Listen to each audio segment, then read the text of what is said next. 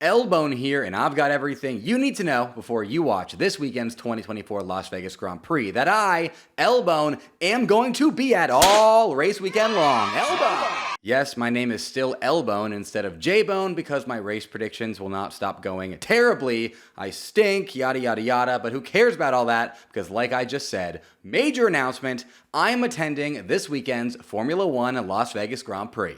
This will be just my fourth time attending an F1 race, and my first time attending an F1 race that's not the United States Grand Prix, so I am super pumped to get down to Vegas and make content for y'all from Thursday to Monday. What does this mean for you, the Formula Bone viewer? If you will also be attending the Las Vegas Grand Prix, I'll see you there. I'll 100% be doing a Formula Bone meetup during the race weekend, so make sure you follow me on all social media at Formula Bone, where I will be announcing the meetup time and location once I get down to Vegas and find a good time and location for it where they won't kick us out. And if you will not be attending the Las Vegas Grand Prix but want to feel like you are, be sure to follow me on all social media at Formula Bone, as I'll be doing ongoing coverage of my experience at the Las Vegas Grand Prix the entire time I'm there. I highly recommend going and following me on Instagram at Formula Bone, as my Instagram story will probably be where I post the most content during the race weekend. I cannot wait to get down to fabulous Las Vegas, Nevada and start making content for y'all. And if you have any requests for content you'd like to see from my experience at the Las Vegas Grand Prix,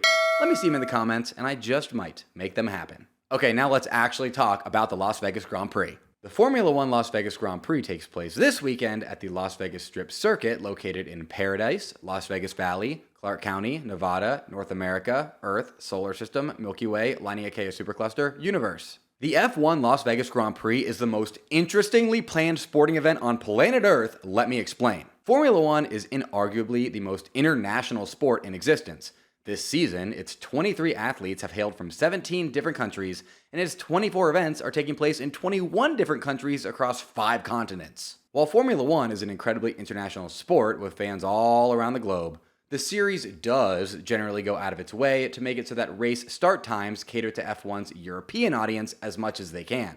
This is because Formula One is a British racing series at its core, #British bias, and because the European market has been F1's most consistent market for viewership and fandom since the first World Championship season back in 1950, and they don't want to anger that audience any more than Michael Masi already did by scheduling races that they can't easily watch live. Normally, F1 can get away with this catering to Europeans without it impacting fans who plan to watch a race live within the host country or attend the event in person, but not when it comes to the Las Vegas Grand Prix, which led to it having truly bizarre timing if you either live in the United States or are attending the race. Why? Because organizers decided that the Las Vegas Grand Prix had to be a night race so that the Las Vegas Strip looked extra cool, which really messed with everything because of how time zones work. 8 p.m. Sunday is the normal local start time for a Formula One night race, and that would not work for Vegas because 8 p.m. Vegas time is 4 a.m. UTC/London time, which would mean Formula One's European audience would be asleep for the race,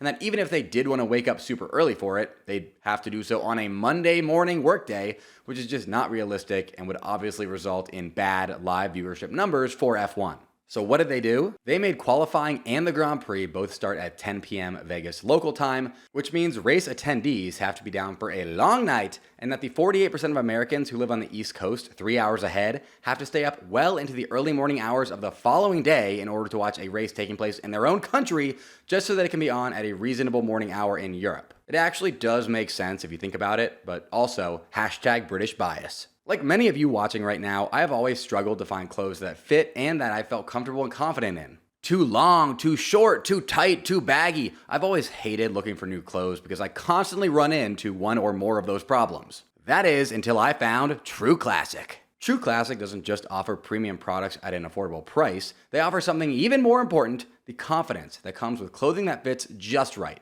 I'm not even kidding. The first time I put on the pair of jeans that I got from True Classic, my wife literally said, "That's the best fitting and best looking pair of pants that you own." She actually said that. This shirt is from True Classic and look how good it fits.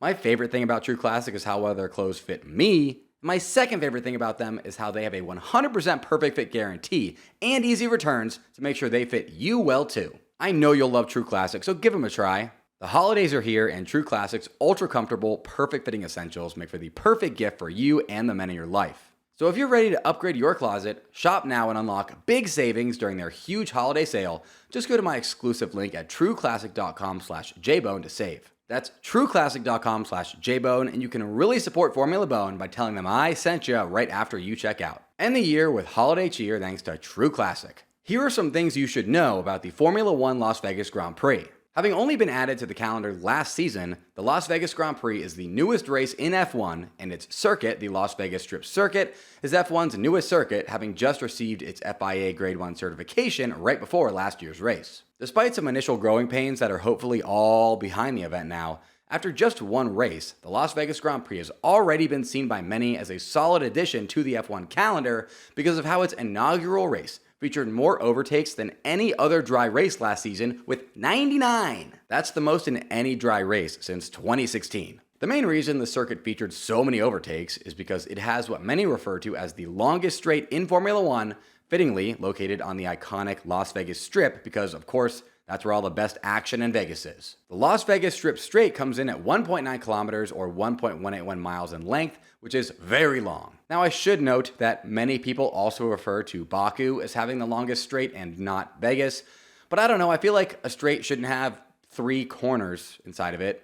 0 corners or 1 small corner make sense, but 3 corners, Baku, that's not a straight. I feel like Baku has the longest full throttle section, while Vegas has the longest straight, but hey, that's just me. Anyways, back to the Las Vegas Strip Circuit. It is 6.201 kilometers or 3.853 miles in length, which means it's the second longest circuit on the F1 calendar behind Spa, and also the 12th longest circuit in F1 history. A fun little Las Vegas Strip Circuit fact that I always like to dish out because I'm a sucker for F1 trivia if you haven't gathered that by now. The Las Vegas Strip Circuit is one of just 3 current Formula 1 circuits to feature a pit straight that is not a DRS straight. Vegas' circuit features 2 DRS straights, neither of which encompass the start-finish line. The only other 2 current Formula 1 circuits with the same unique design are Silverstone and Abu Dhabi. While last year's race was the first ever running of the Formula 1 Las Vegas Grand Prix, it was not the first ever running of a Formula 1 race in Las Vegas. For more info there, I'm going to play you an excerpt from my favorite Formula Bone video ever, titled The 5 Weirdest Circuits in F1 History, that only somehow has 17K views, but deserves way more eyeballs on it in my completely unbiased opinion. Here it is.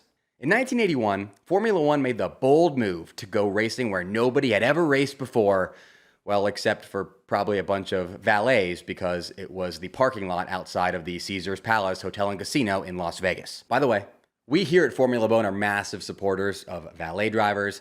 Tip your local valet, okay? Tip your local valet. The Caesars Palace Grand Prix circuit sounds like a beautiful racetrack sweeping through Rome, but it's about as far away from that as humanly possible, as it was literally an ugly temporary racetrack limping its way through a concrete-filled car park in the middle of the desert, which is not very F1 if you ask me.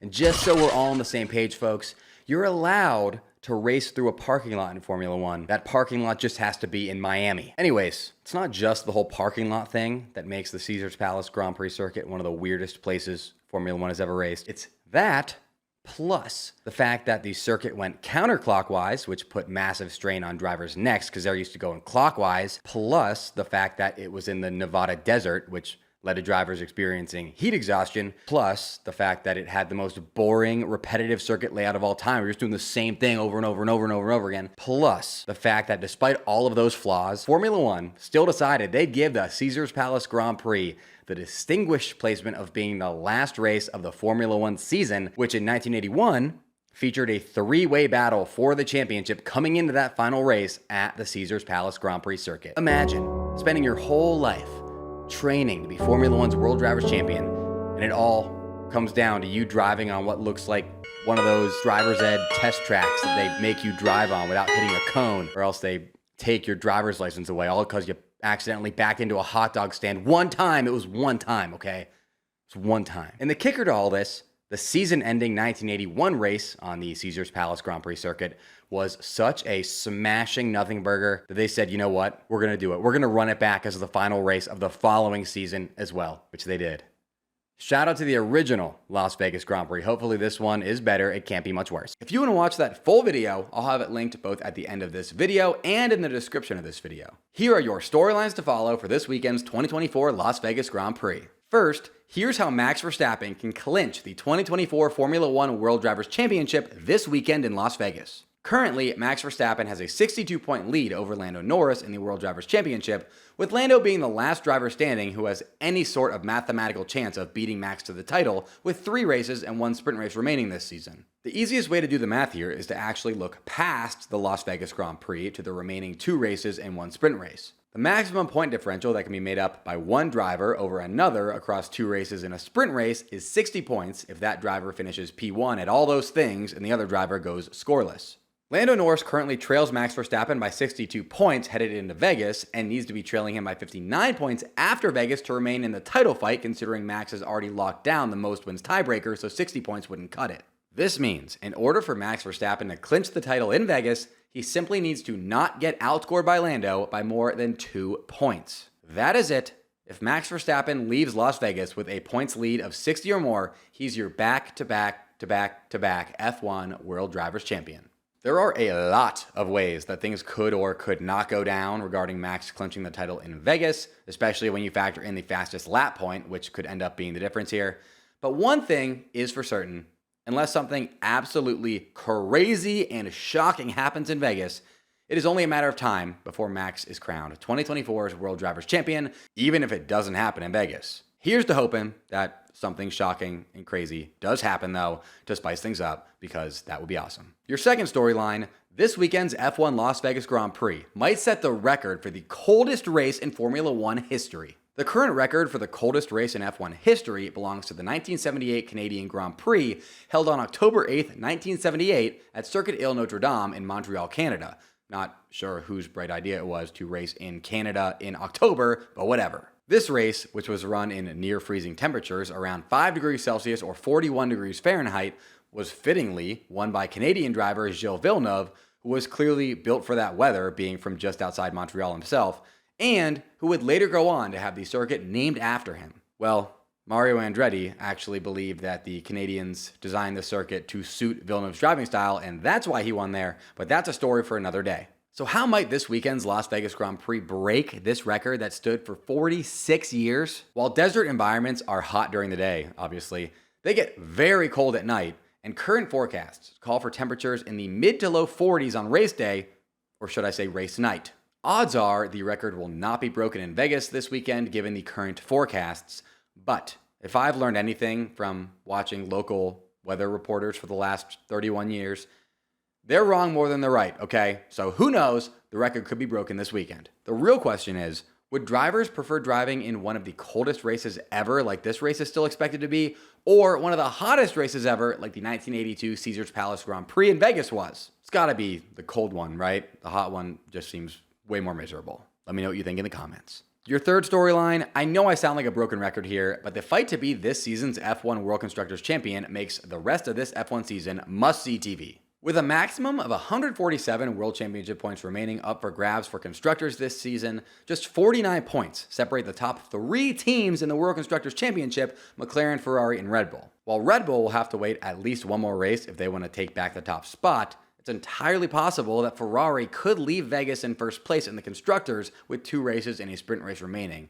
if they crush it in Vegas and McLaren falter. This 3-way constructors title fight looks almost certain to come down to the final race of the season in Abu Dhabi, and I, for one, absolutely cannot wait to watch every second of this drama unfold. Your final storyline: the Las Vegas Grand Prix will be the first race for F1's new full-time race director, Rui Marquez. Made famous by former F1 racing director Michael Masi, who, intentionally or unintentionally, depending on who you ask, used the role to forever change the course of F1 history at the 2021 Abu Dhabi Grand Prix, the F1 race director's job is to ensure a race runs smoothly, safely, and fairly. They're in charge of managing such crucial race elements as the safety car and virtual safety car, all flags, all marshals, preparing a list of instructions for each circuit regarding track limits and runoff areas, and more. The role of race director is very different from the role of race steward, as it's a full-time job, unlike stewardship, and while the stewards deal with making sure the competition side of the race is fair via penalties, the race director deals with just making sure the race itself is run in a way that is safe, fair to all drivers, and not controversial, which is why Michael Masi got fired. Like they say in Futurama, when you do things right, people won't be sure you've done anything at all. and we all knew Michael Masi did something. After the Brazilian Grand Prix, F1 race director Niels Wittich, I don't know, left the post he'd been in since 2022 under kind of weird circumstances where nobody knows if he resigned, was fired, or both. And the position has gone to seasoned Formula 2 and Formula 3 race direction veteran Rui Marquez, whose first test will be this weekend's Las Vegas Grand Prix. Let's hope for his sake that this race goes a bit smoother than last year's Las Vegas race did. Let me tell you about my sponsor, Shopify. Shopify is the best all-in-one commerce platform capable of handling your business's complexity no matter how big you grow. Step up to Shopify and harness the best converting checkout and the same intuitive features, trusted apps, and powerful analytics used by the world's leading brands like Ruggable and Allbirds. Why spend time trying to build an online store with someone besides Shopify when Shopify stores convert the best? You shouldn't be, you should be using Shopify. One thing I love about Shopify is that it integrates with YouTube, which just goes to show that they are very, very forward-thinking when it comes to selling products in the modern digital age. Stop leaving sales on the table, switch your business to Shopify, and discover why millions, yes millions, trust Shopify as their all-in-one commerce platform to build, grow, and run their business. Sign up today for your $1 per month trial period at shopify.com/fbone, all lowercase, very important, all lowercase. That's 1 month for just $1 at shopify.com/fbone, shopify.com/fbone.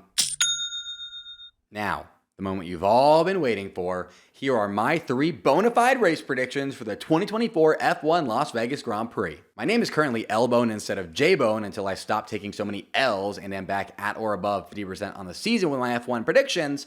I'm currently at 28 for 64, aka around 44%, so I absolutely need to go 3 for 3 here to make up some ground so I don't end the season below 50% like a loser. Hopefully, me being at the Las Vegas Grand Prix this weekend will be the good luck charm that my predictions need to come true. My first race prediction is that a Ferrari driver will win the Las Vegas Grand Prix. Charles Leclerc finished last year's Las Vegas Grand Prix a mere 2 seconds behind Max Verstappen, despite Max's 2023 Red Bull car being way quicker than Leclerc's 2023 Ferrari. That impressive performance in Vegas last year, paired with how Ferrari have now passed Red Bull in the pace department, has me thinking Ferrari have this one in the bag, especially when you also factor in McLaren's awful performance in Vegas last year. In my humble opinion, Ferrari's 2 biggest enemies when it comes to a win in Vegas are not any other teams. They are any potential engine penalties and any loose drain hole covers. My second race prediction is that Max Verstappen will clinch this season's World Drivers' Championship title in Las Vegas. If Lando Norris wants to remain in the 2024 World Drivers' Championship title fight and avoid being mathematically eliminated, he has to, at a bare minimum, score 3 more points than Max Verstappen in Las Vegas. It is entirely possible that Lando does this and lives to fight another race by him having a good race, Max having an off race, or both, but I think Lando is going to have a hard time finishing in the top 2 in Vegas given Ferrari's pace, and if he is not able to do that, I think the clinching odds shift heavily in Max's favor. My third race prediction is that Haas will score multiple points in Las Vegas. Haas had a down weekend in Brazil, but I attribute that to the rain, and it's definitely not going to rain in Vegas this weekend. Unless you count all the home Grand Prix points that Haas are going to rain down on the Las Vegas Strip. Because United States-based Haas F1 team have scored multiple points at both of the other United States-based F1 races this season, and because admittedly, I have Haas delusion syndrome where I always think they're going to do great stuff even when they don't do it that often really. I predict Haas to score multiple points in Vegas. And last but not least, here's my prediction for the top 5 finishers in the Las Vegas Grand Prix with zero reasoning nor explanation. P5, Oscar Piastri. P4, Lando Norris. P3, Max Verstappen. P2, Carlos Sainz. And P1, Charles Leclerc. What are your predictions for the Las Vegas Grand Prix? Let me, Lbone, see them in the comments. Special shout out to my top YouTube channel members, Joe Max's number 1 hater Snow, Brian Linton, Wolf Loves Racing, Waffleopicus, Melissa Cruz, and David Hake. Mash that join button just below this video to get your name shouted out right here in future videos. Alright folks, I'm headed off to Las Vegas, but don't worry, I got somebody to fill in for me here in the race car bed who I think you're gonna like.